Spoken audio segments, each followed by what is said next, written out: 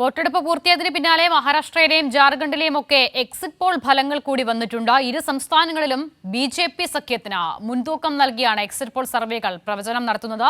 ജാർഖണ്ഡിൽ ജെ.എം.എമ്മിനെ അട്ടിമറിച്ച് ബി.ജെ.പി. അധികാരത്തിലെത്തുമെന്നാണ് പ്രവചനം. മഹാരാഷ്ട്രയിൽ മഹായുതി സഖ്യം ഭരണം നിലനിർത്തുമെന്നും പ്രവചനമുണ്ട്. സിബി ജോസഫ് വിശദമായ വിവരങ്ങൾ നൽകും. അസിത, മഹാരാഷ്ട്രയിലെയും ജാർഖണ്ഡിലെയും എക്സിറ്റ് പോൾ ഫലങ്ങൾ പുറത്തു വരുമ്പോൾ ഇതിൽ ബി.ജെ.പി. നേതൃത്വം നൽകുന്ന സഖ്യത്തിനാണ് മുൻതൂക്കം. എല്ലാ ഭൂരിപക്ഷം ഈ ഒരു എക്സിറ്റ് പോൾ ഫലങ്ങളും ഇപ്പോൾ പ്രവചിക്കുന്നത്. ഇതിൽ മഹാരാഷ്ട്രയിൽ ബി.ജെ.പി. അധികാരം നിലനിർത്തുമെന്ന് പ്രഖ്യാപിക്കുമ്പോൾ ജാർഖണ്ഡിൽ ബി.ജെ.പി. ജെ.എം.എമ്മിനെ അട്ടിമറിച്ചുകൊണ്ട് അധികാരത്തിൽ വരുമെന്നും പ്രവചിക്കുന്നു. എന്തായാലും മഹാരാഷ്ട്രയിൽ വലിയ മാർജിൻ നൽകുന്നതിലെയും നേരിയ മാർജിനിൽ പോലും മഹായുതി സഖ്യം അവിടെ ഭരണം നിലനിർത്തുമെന്നുള്ളൊരു പ്രവചനമാണ് ഇപ്പോൾ എല്ലാ എക്സിറ്റ് പോളും നൽകുന്നത്.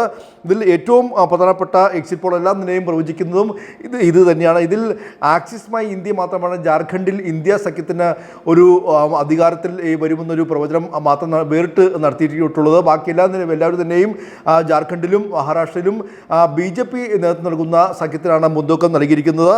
ഇതിൽ ഏറ്റവും പ്രധാനമായി മഹാരാഷ്ട്രയിൽ റിപ്പബ്ലിക് ടി.വിയുടെയും പി മാർക്കിൻ്റെയും ഈ ഒരു പ്രവചനം മഹായുതി സഖ്യത്തിന് 137 മുതൽ 157 സീറ്റ് വരെ പ്രവചിക്കുന്നു. എന്നാൽ മഹാവികാസ് അഘാഡിക്ക് 126 മുതൽ 146 സീറ്റ് വരെയാണ് ഇത്തരത്തിൽ റിപ്പബ്ലിക് ടി.വി പ്രവചിക്കുന്നത്.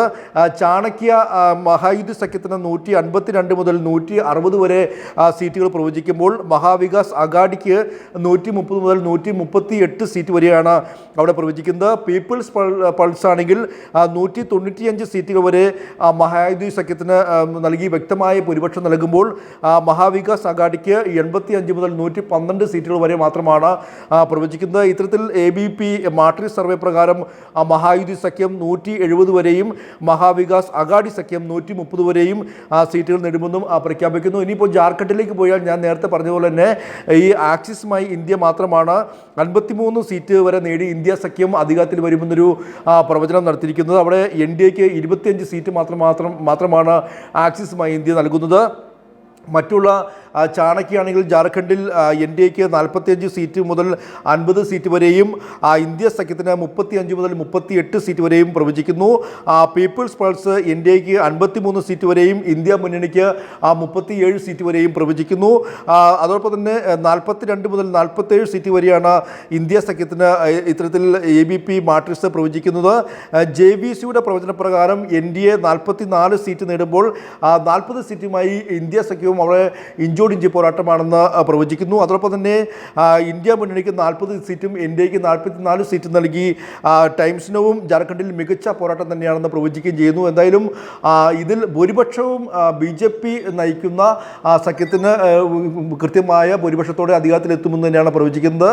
സ്വാഭാവികമായും ഇനിയിപ്പോൾ 23-നാണ് ജനവിധി. അന്ന് കൃത്യമായ ജനവിധി അറിയുകയും ചെയ്യാം. എന്തായാലും നിലവിൽ എക്സിറ്റ് പോൾ ഫലങ്ങൾ BJP നേതൃത്വം നൽകുന്ന ഈ സഖ്യങ്ങൾക്ക് അനുകൂലമാണ്. അസിത. ശരി, സിബി ജോസഫാണ് വിവരങ്ങൾ നൽകിയത്.